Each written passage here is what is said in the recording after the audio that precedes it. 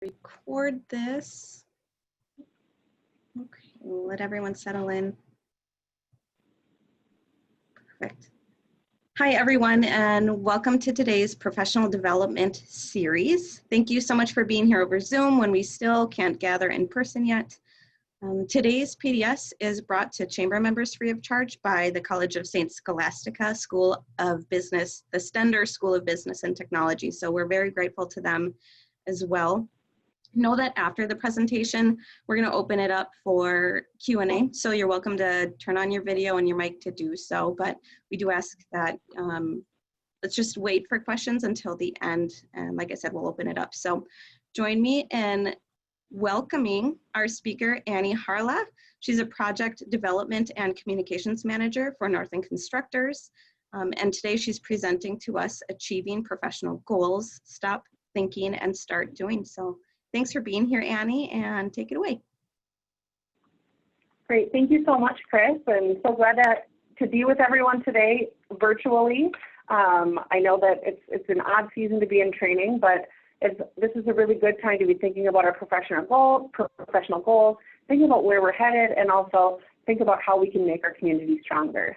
I know that in the midst of walking through, in my explanation, I talked about being a younger professional that has stubbed her toes a little bit, but I've done a lot of hustling to try to work mainly on how we can make our community and our region stronger and really value building strong connections and relationships.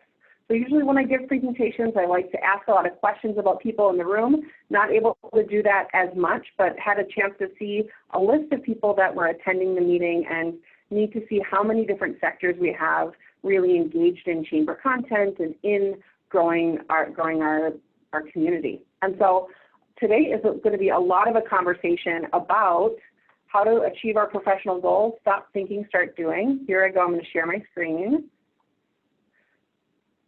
There we go. And I'll have time through, at the end for questions. I've set that off to the side, but feel free to, if you have a question, feel free to unmute yourself and kind of ask me along the way. So again, I'm Annie Harala. I work for Northland Constructors doing some business development work and communications manager. If you read where I work, you might be thinking, oops, that you were going to see a ton of construction pictures. And here's just one of them. Maybe you just saw Northland Constructors and thought, I want to see really cool things being built by a company that builds things really well, especially in the civil world. This is, we could do a lot of this work. Actually, this picture is from the Bluestone development up in the Woodland area. This is some of our crews. We caught a little drone shot of this fall. But how did I get here is really what the basis of what I'm going to do. And how did I actually, someone who's born and raised in Duluth and somebody from the area, or even from someone out of the area, how have I moved from being someone who grew up near Chester Bowl to working and doing a job that I love every day? So I'm a big fan of music, and so a lot of what I talk about within my slideshow, they aren't necessarily points, but mainly just to highlight different portions of my story. And so I was born and raised in Duluth. My family's from the Iron Range. From Virginia specifically. I know oftentimes people want to hear that specific town. So my mom was born and raised in Virginia. She moved down here. She's an educator within the Duluth Public Schools on her 46th year teaching, and have a brother who works at the 148th and a sister-in-law who owns a small business in town. And so, and someone who, as I was growing up, really was a part of understanding Duluth only from really how you age, right? We experience Duluth in many different ways. With someone who, as we talk, you hear about the history of Duluth, you hear about the 80s, and I was growing up in the 80s where we had a downturn. We watched U.S. Steel pull out of West Duluth. That caused big changes, but it's neat to see where Duluth is now in the 2020s. Oh, funny. Thank you. We're only seeing slide one. Thank you so much. Thank God for my boss. Thanks, Greg. 1 sec, I'm going to make sure I have the right things showing up here. And I love that this is recorded so that everyone can see that. And that even as millennials, we have issues with, millennials actually have issues with that. So let's make this work. Thanks for your patience. Whew. Thanks, Carl, for the note too. Woof. I feel like at some point in time we start losing the thanks for your patience conversation. Oh. Let's go. How's that working? Can I just hear back from someone if you can unmute and tell me if you, are you seeing slide 2? Carl, can you nod your head if you're seeing the slide or not? I don't see a slide. Okay. Well, we're on it. how You're about good. That'll do it. now? Okay. Whew. Thank you to Greg Presley for my team. So here's the really cool picture I was talking about. Initially, this is the Bluestone Project that I had been showing you. As you can see, some pretty cool earthwork and dirt work are happening there. We do a lot of site preparation for people as well. You probably see us doing a lot of highway, heavy, and civil work, but that's our work up at Bluestone. So again, really just looking at how we keep our careers ignited and how to keep moving is important throughout our life. So really, Duluth has had its ups and downs, and really how we're investing in our youth and keeping our community really strong is important. And so, like I said, while Duluth is going through tumult, I had the opportunity to still be attending a phenomenal public school system and had the opportunity for that great education and a lot of support, a lot of time at the lake, and a lot of time being with friends and family. I then, after graduating from Central High School up on the hill, I moved down to and went to St. Mary's University in Winona, Minnesota, where I got a degree in public relations and English. And then partway through, ended up heading out to Washington, D.C., where I did an internship at an organization called the Interfaith Alliance that worked kind of at the intersection of faith and politics, ensuring that all faiths have a say in the political process and that people aren't left out with the opportunity to always have religious freedom. And so really appreciated that opportunity to work there, to serve there. And then after heading there, moved to Yakima, Washington, and served on the high desert plains in Yakima, where I was teaching in a little Catholic school, where we had migrant farm working students, we had Native students and white students, and it was the first time I actually understood, being away from Duluth, how the diversity that I could come home to and live in Duluth, and you could see how communities could work together and understood tribal relations in a different way, and didn't, I guess at that time was one of the first times I started understanding my privilege in having lived kind of in my own white bubble growing up. And so living in Yakima was really, really eye-opening to me to know that wherever I was headed in a community, I had to understand what those communities looked like and what was going on there. So loved that experience. And then I moved to Chicago for a year and with this AmeriCorps affiliated program and taught in the inner city. And then I moved into more of a development and fundraising role. And that was something that my goal had been at the time. I wanted to run a volunteer program, and I was hoping to work for the organization I'd worked for. That they didn't have a position open when I finished. And so I moved back to Duluth, and about 10 years earlier than I'd always said. I think I hear that from a lot of people. They say, oh, I'm going to grow up in Duluth, I'm going to move away for a while, and I'm going to come back. And I'm so thankful I had the opportunity to be back here when I did. And when I moved back to Duluth in 2008, I feel like I really lucked out. As we headed into the recession, a lot of my cohorts from graduating college were trying to find positions, and spending 2 years in that AmeriCorps program really changed the trajectory of my career. I had extremely hands-on experience and really got to know and try out things in my career that really pushed me ahead. It also paid off a lot of my college loans, which was really helpful too. So then I worked at the YMCA for just under 4 years. I managed the True North AmeriCorps program, where we worked in the 10 counties of Northeast Minnesota. I know the program switched a little bit now. It's still running, but they've had more of a streamlined focus of their work. But at the time, I was the rural coordinator. So I was traveling around for the first number of years of my career through all 10 counties of Northeast Minnesota. I'd start the morning, and I'd wake up in Duluth, I'd drive to Brainerd, I'd do a site visit in Brainerd, I'd head back to Aiken, I'd stop in McGregor on the way home, and then I'd make it home at night. Not as bold as I was. I like to stay over a little bit more when I have to do those long drives, but it was something that really helped me understand the value of our region and helped me see how the YMCA really holds the values of strong families, strong communities, and it's really neat to see how that really influenced a big part of who I am. And they also really invested early on in my leadership, and so whether it was the YMCA or the AmeriCorps programs, they sent us through a ton of leadership training. And so early on in my career, as often, and actually throughout my career now, actually just jumped into a class with the API group who I work through now, I'm affiliated, who Northland is affiliated with. I take as many learning opportunities that I can, not to just fill time, but to fill my cup so that I can be kind of flowing out and understanding and learning what's going on in our community. So I worked at for True North AmeriCorps, and at that time I decided that I really liked what I was doing, but I wanted to learn more about grant management. I wanted to learn more and get more involved in our region, and a position opened up within public health departments, within the regional public health, doing this as a coordinator for a program of grants called the Statewide Health Improvement Partnership.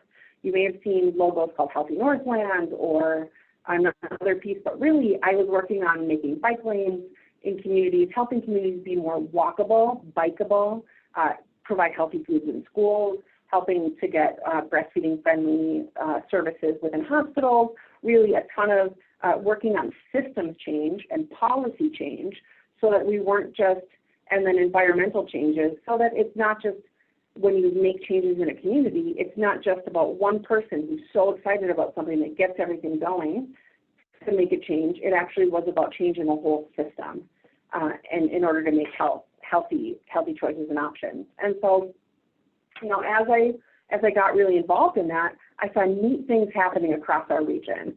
You know, at the time, through grant funding from federal, state, and local dollars, we were working with around 120 coalitions in the 7 counties of Northeast Minnesota, working to make neighborhood level changes. And I think at this point in time in our world and throughout our world, it's easy to take a look at our federal government, it's easy to take a look at our local government, all these different places and think, I'm never going to get anything done. But if I learned anything along the way here, it was that as you get involved in your neighborhood, as you get involved with your local school, within your local community, within your local government, you can actually see changes happening. It's easy to throw your hands up and complain. You could post on Nextdoor and complain. You can post on Facebook about people complaining.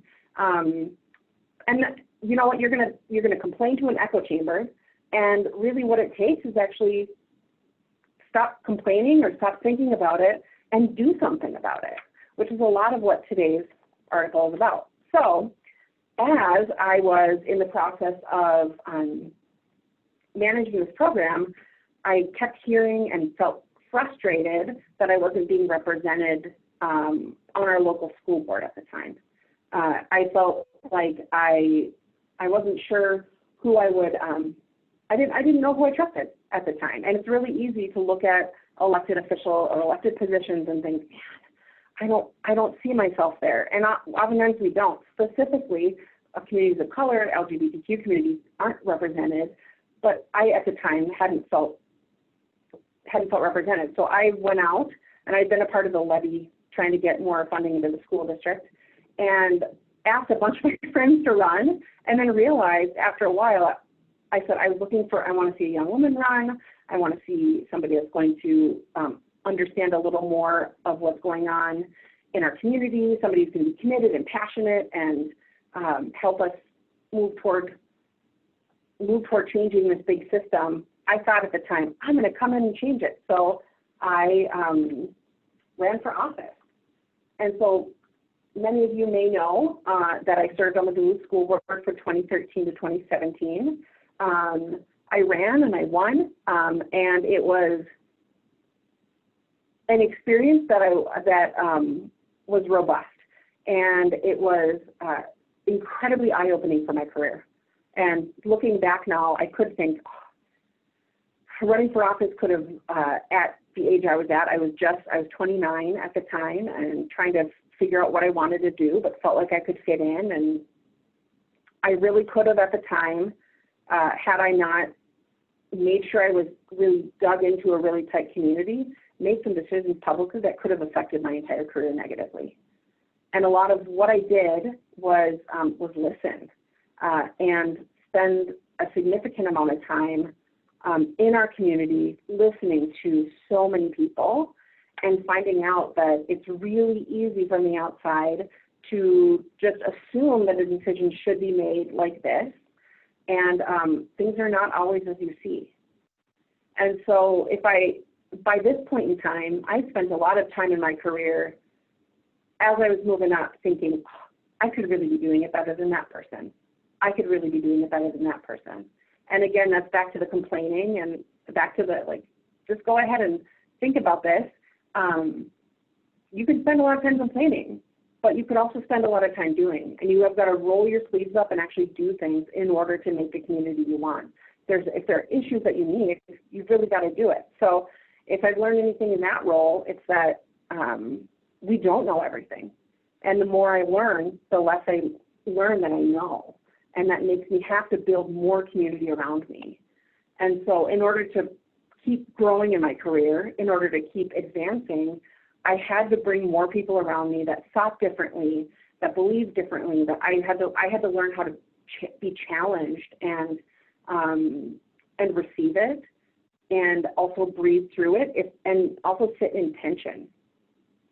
And so this is a point in time where it's really easy. We see a lot of people campaign, and they do a great job of having all of the ideas and all of the answers, and then you get elected and you disappoint people. And you see people run away and not show up at meetings anymore or quit early, or you kind of have to dig in. You know, for personal and for family reasons, we decided, my husband and I decided through this that I wouldn't run for office again. It doesn't hold it off the table in the future, but for now I'm really happy in the career that I'm in. But as you look at stepping up into community positions, it's important to really dig in and dive in, and while you're there, put your 100% self into it. And that really affected and changed my career. So a couple things that came out of that. One is that I had taken a lot of time. I had taken a lot of time prior to that. I did some programming around kind of character development prior to this. In my early career, I went through some training on some a little bit on servant leadership, some around my faith, some around things, and I realized that that each of us have core values that we don't shift from, right? That you're not going to move from.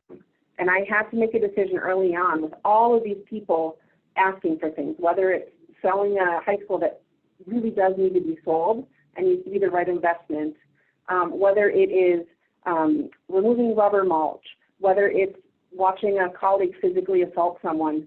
I had to make sure, or whether it was handing out a diploma, like that is so cool. I had to make sure every day that no matter what I did, I wasn't shifting from those core values, and that those core values weren't going to be negatively affecting other people. And that was hard. Negatively affecting means like thinking that long term. And when you're thinking about serving on something like a school board, you make decisions that won't be seen for another 12 years if you're talking about graduation rates, or you're not going to see it for a significant amount of time, which is we put a lot of trust in people that don't even have education degrees to run those school systems. And so that comes back to the point that I made earlier with the more we learn, the less we know.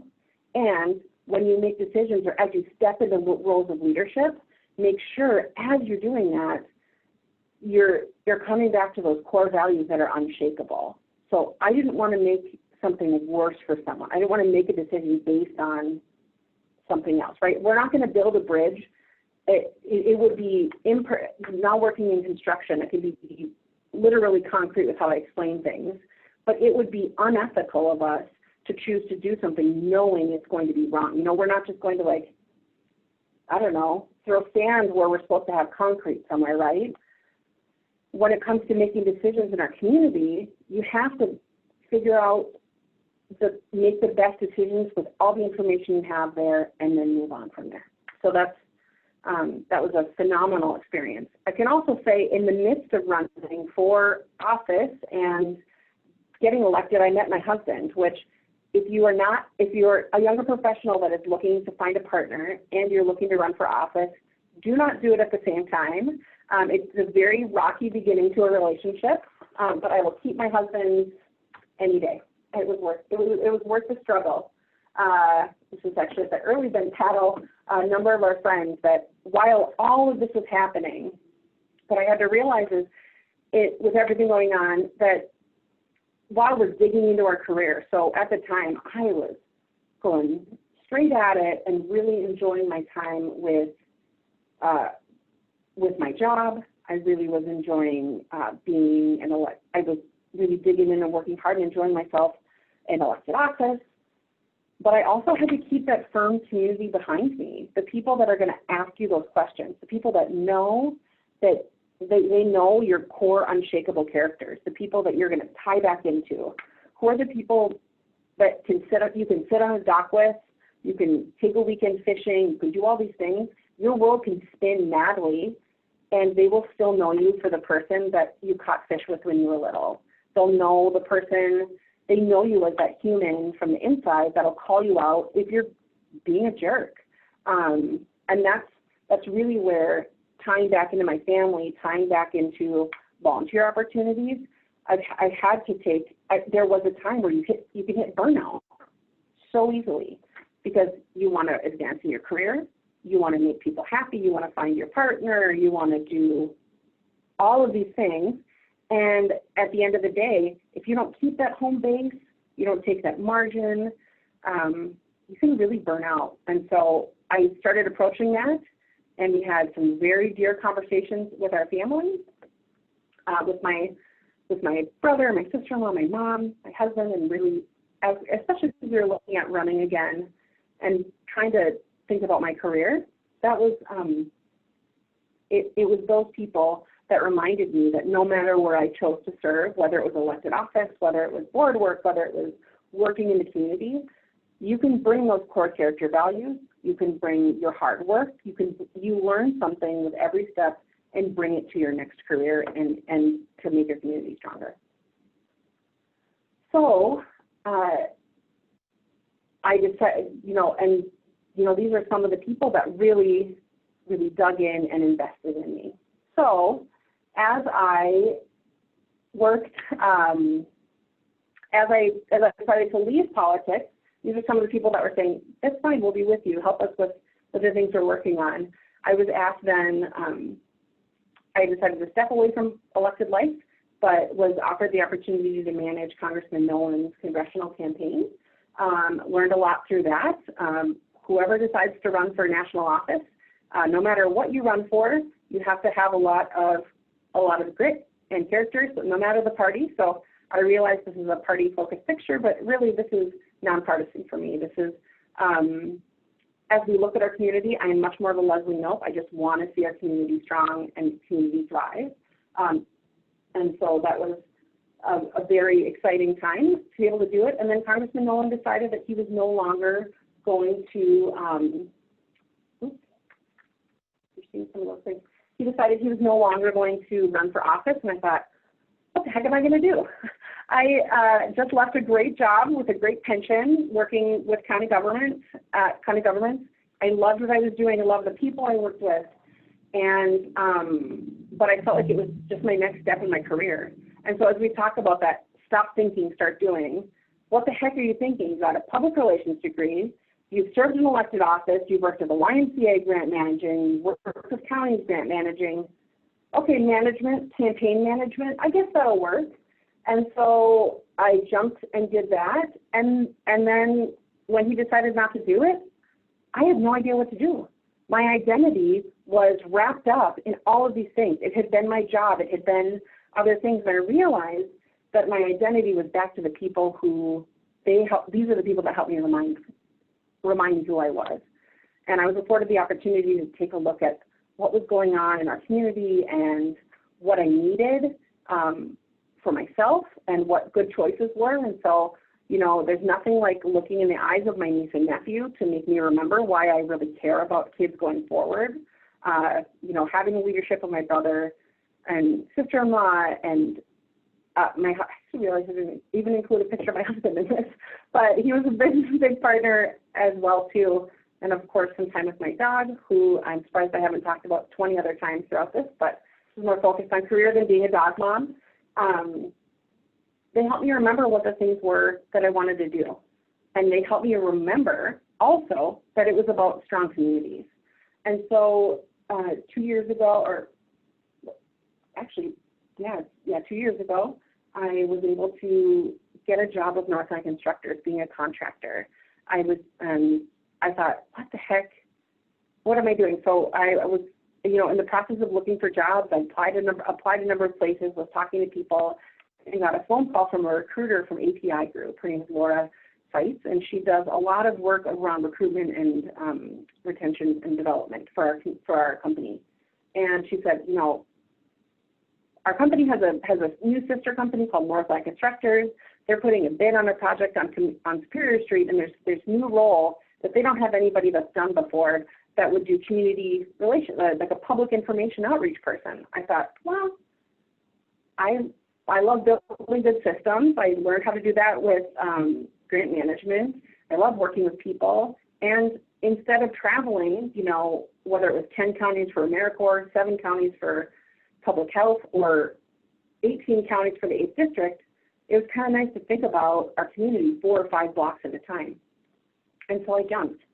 And I'm so grateful Northland got this job and that I was able to find this position, and then was really invested and connected with people in my company that were willing to train me and help me learn about what I needed to do. And so I spent my first 2 years as a contractor, actually. So as you're looking at your career, when you figure out those stable parts of your life, we took some time as a family with my husband to talk about maybe this is the time to do contracting instead of full-time employment somewhere, try out a new career that would work.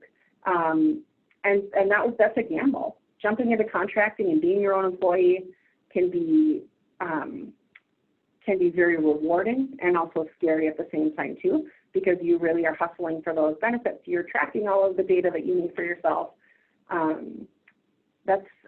It's very lucrative to want to go out on your own, and then it's also lucrative.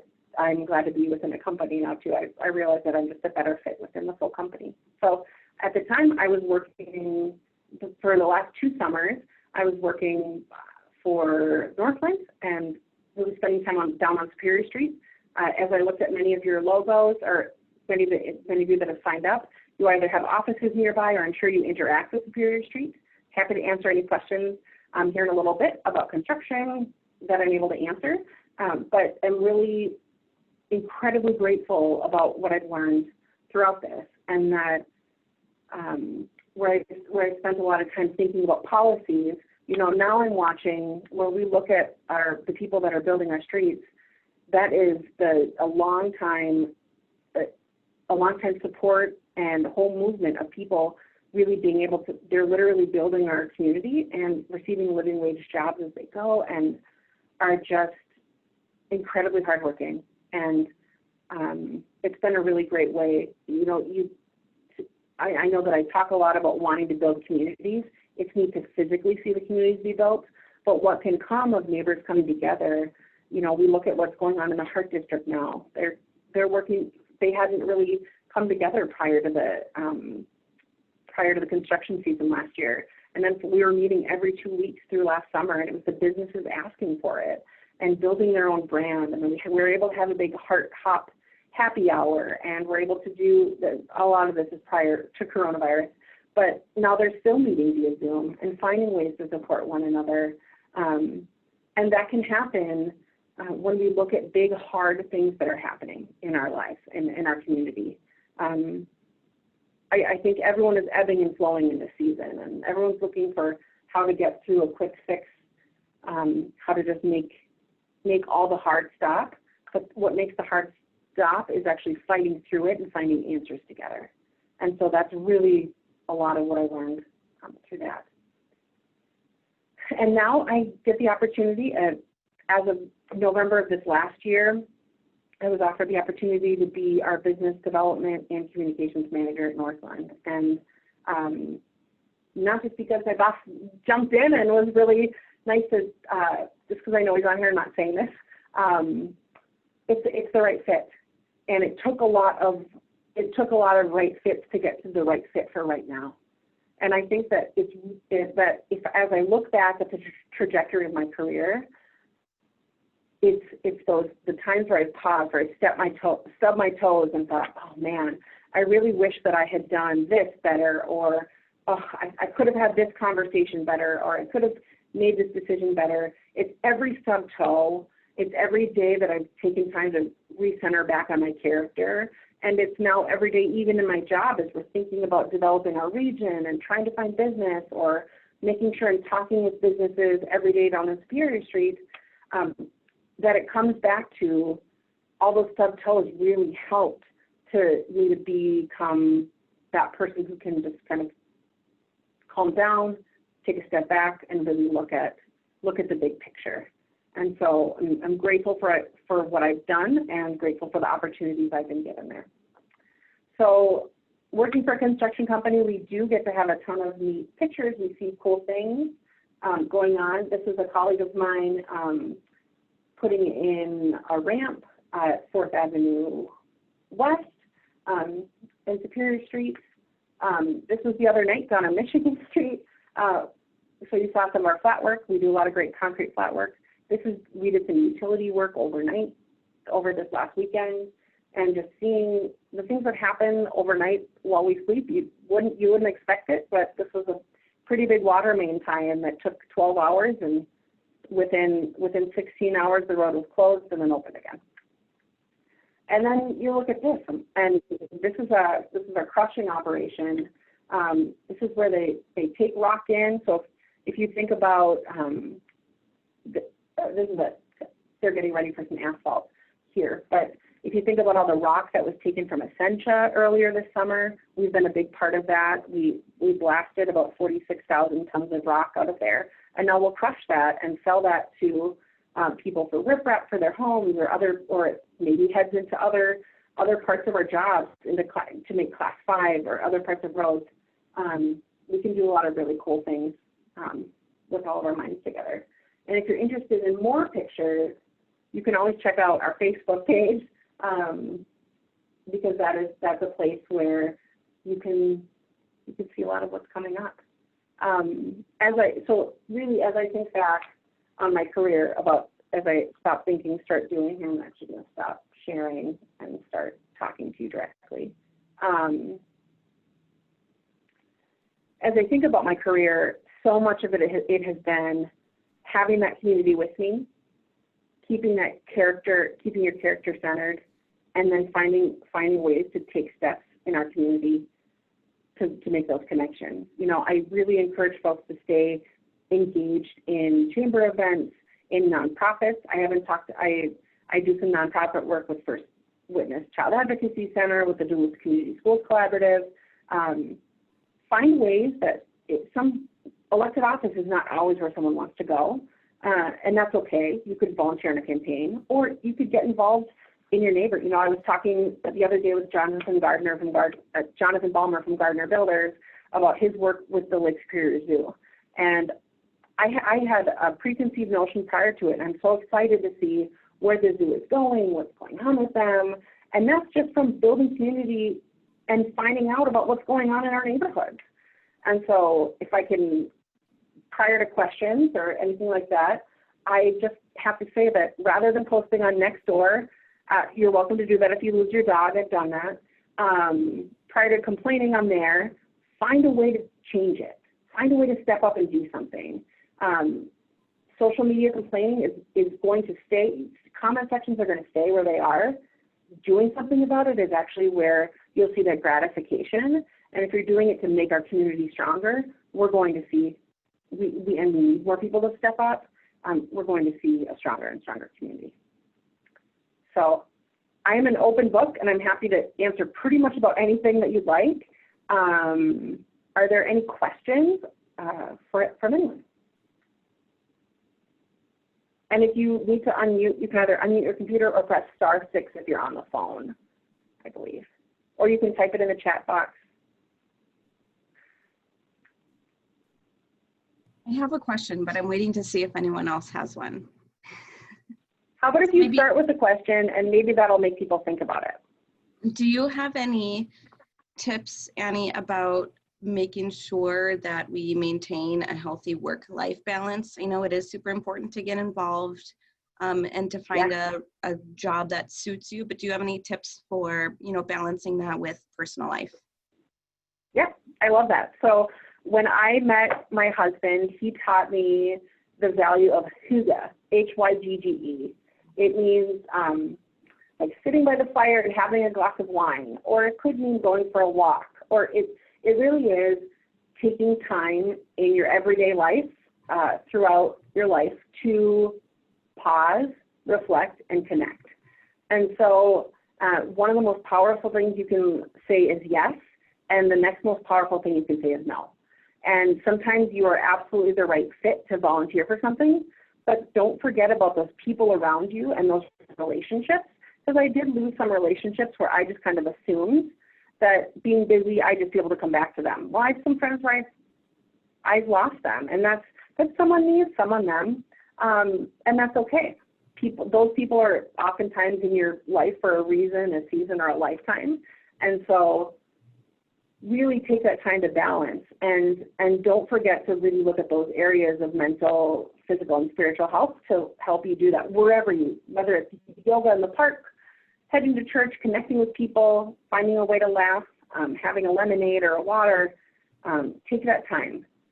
Recharging yourself. If you suffer yourself and if you work a 12-hour day because you want to show everyone around you that you work a 12-hour day, you're actually probably not being as efficient as you should be, or you should be having discussions you should manage up or manage down and have discussions about that, or seek training for ways that you can be more efficient, or seek training for ways to have hard conversations if you feel like you're being dumped on. Or if you always feel like you're being dumped on in every job, maybe it's actually you. Maybe you're the issue. So you need to maybe take a look at how you are responding and reacting to do that. So it's encouraged to take that good time to reflect, but take time for yourself. That also doesn't mean every day you're going to get, it doesn't mean you're not going to put in 12-hour days. It doesn't mean you're not going to hustle when you have a job that's done. When you need to get something done, you stick around and you do it and you work hard and you prove yourself. But that's where you find that balance then. Make sure if you have vacation, take it. But before going on vacation, make sure you're organized. Those little things help you with that. I hope that helped. Okay. I see a question from Gina. From Gina A. I said, you talked about core values and making sure they do not negatively affect people. How can you determine that? Or maybe clarify what you considered as core values, please. Oh, Gina, that's a great question. Thanks. It's a really great question. Let me take a second to process. So really it's about, when I think about my core values, it's based around I guess I saw a meme the other day or picture the other day where it says, I don't know what else I can do to make it something like, I wish I'd taken a picture of it because I could pull it up, and it was like, I don't know what I could do to make it more obvious that you just need to care about people. Pretty much baseline of that. And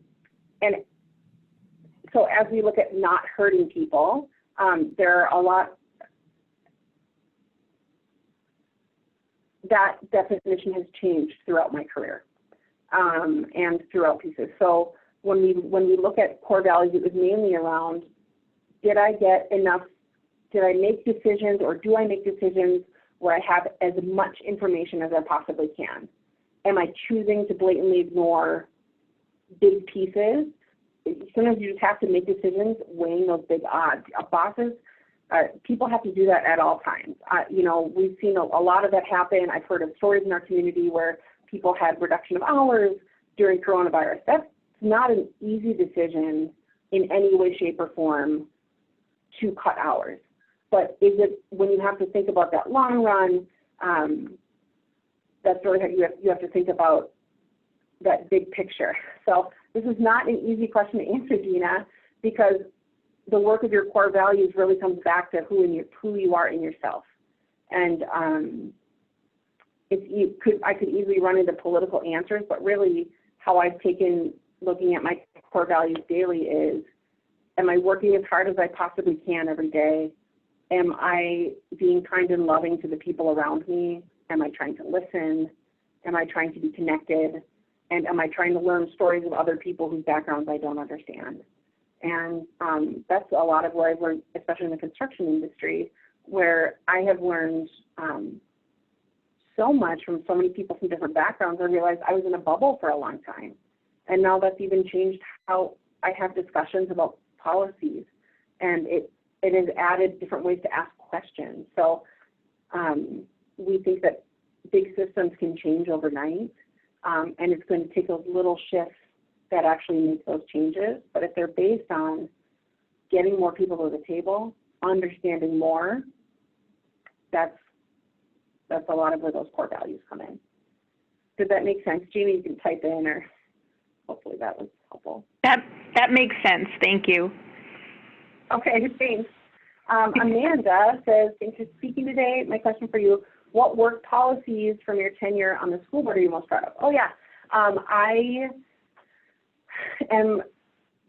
think there's two pieces that I loved. One was getting the the Ojibwe first, and then the Spanish immersion programs at Lowell. I think were incredibly powerful and a neat way to attract people into the district. And it's really cool to see my friends that have their kids going through there that can speak both Ojibwe and Spanish to us. So that's one of them. And then the second one is one that I appreciate you asking, because it actually goes back to those core values of the question that Gina asked. So thank you for that question, Amanda. So when I started on the board, there's this report every year that's given by within the school district. There's a pot of money that comes in to support Native American families, and so there was a point in time where Native American families had a council, and they would talk about whether or not our district was doing enough to support Native communities within the school district, whether they were integrated, whether other pieces were happening. It's part of the legislation that comes through. And so my first 2 years that I was on the board, I saw that that it was just like one staff person coming to give a report, and it didn't represent a lot of people. And so my third year on the board, when I was chairing, I asked for parents to be at the report back of this. And there were 4 parents that year, and the chair of this committee, and we had really good dialogue back and forth, and there were things that they didn't agree with that we were doing, but we had them at the table. And so then my very last board meeting, or very last education committee meeting, there were 15 parents and 3 kids and a high school student. And I get choked up every time I talk about it, because one woman said, I just want to say that, if anything, being at this table means the most to us. And it was one thing in a leadership role that I'd worked hard to say, we need more people to be there. And so now that's not going to fix everything in the district. It's not going to fix everything that happened there. It's not going to fix, but it included more people. And that's the legacy that I wanted to have as a leader. So just bringing more people to the table. Yeah. Other questions?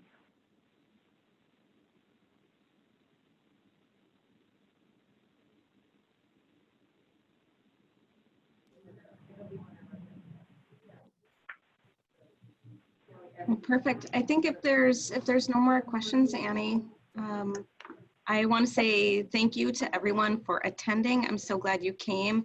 Annie, that was awesome. And thank you so much for presenting. We are very excited that you're able to share your knowledge and your experience with us.